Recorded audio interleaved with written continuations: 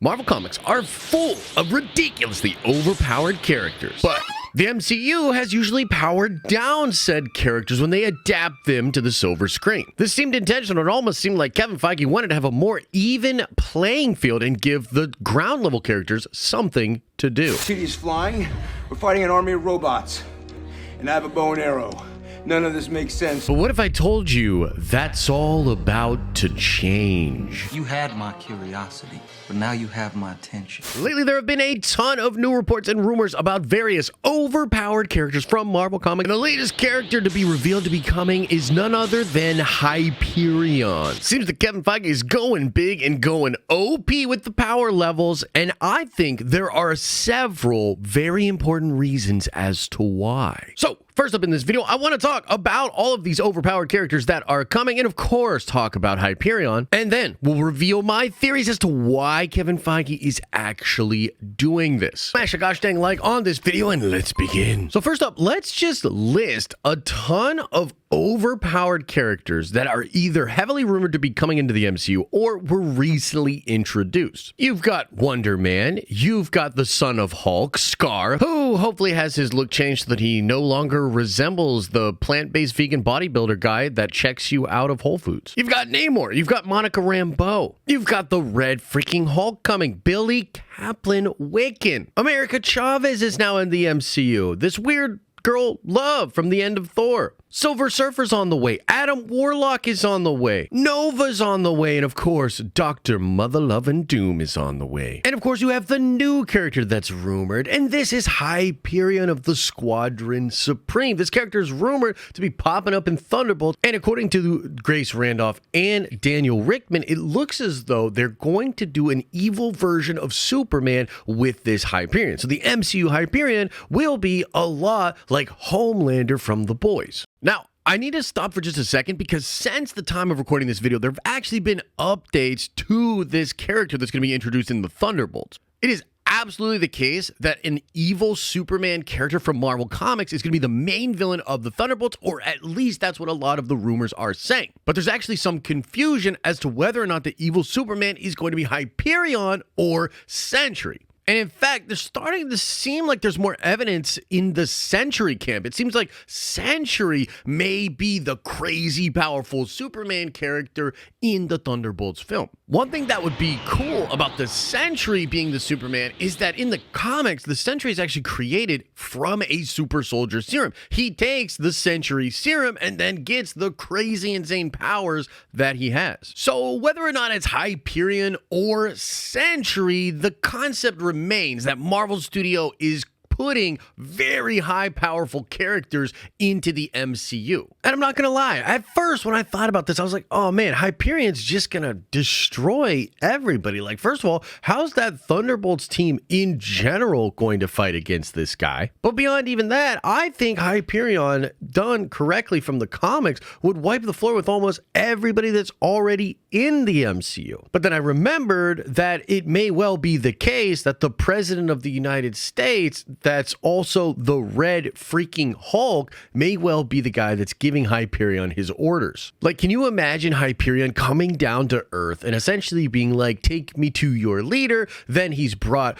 before President Thunderbolt Ross, and he basically decides, well, I'm just going to take this guy out and subjugate this whole planet. He goes to do so and realizes somebody of equal power to him is actually the President of the United States. Because Red Hulk's crazy. Like, Red Hulk is absolutely no joke to the strength level of the Hulk, and sometimes considered to be even stronger than the Incredible Hulk. And the more I thought about this, the more I realized that for Hyperion to work as evil Superman and perhaps be some kind of a crazy villain for this film, he is going to have to be incredibly overpowered, like way stronger than most of the characters in the MCU, which I think does make sense for the character. But again, I do think that the Red Hulk and some of these other characters I mentioned, like Namor, Wonder Man, maybe even America Chavez, are also very powerful characters that could potentially keep someone like Hyperion in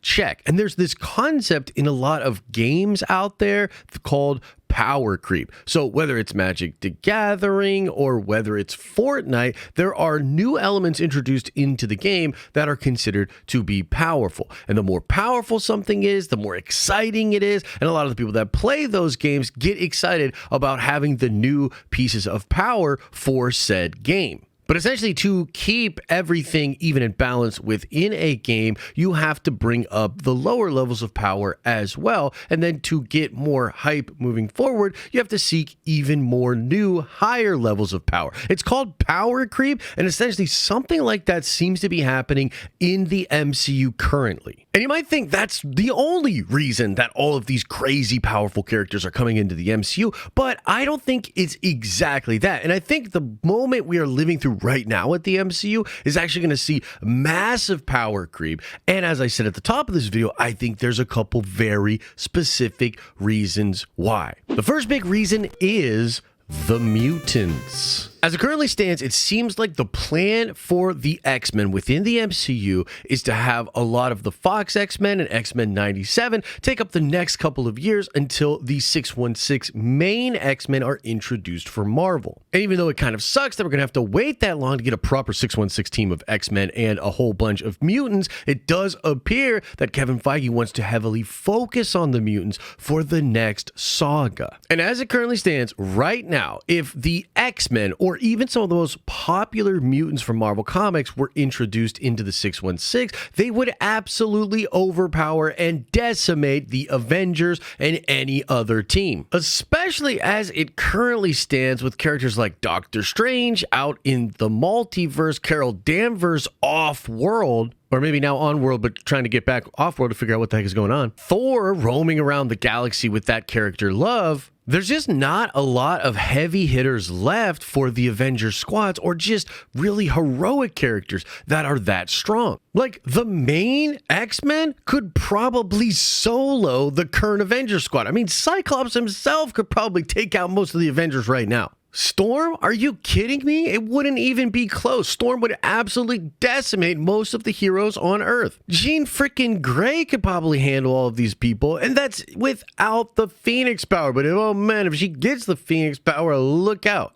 And I actually think that this could be part of the focus for the next saga, and something we might see start to be established even before Secret Wars, as a current rumor seems to imply that Captain America 4 and the Thunderbolts movie are going to revolve around the United States trying to create more super soldiers. This is likely being done as they realize all of the crazy threats that are out there, and a character like Hyperion showing up could be a huge catalyst for Thunderbolt Ross and other people to realize that Earth needs way mightier protectors. And so if Kevin Feige really wants to do an Avengers vs. X-Men movie or have a huge phase that's dedicated to the mutants, he is going to have to introduce more very powerful characters to be able to fight against these overpowered mutants and to be able to potentially keep them in check. The other reason that Feige needs to power up his current roster of MCU characters is because I think we're going even bigger post-Secret Wars. Around the time of San Diego Comic-Con, we broke down that there were various other trademarked titles that Marvel Studios had gobbled up around the time that they got the Secret Wars title. Some of these include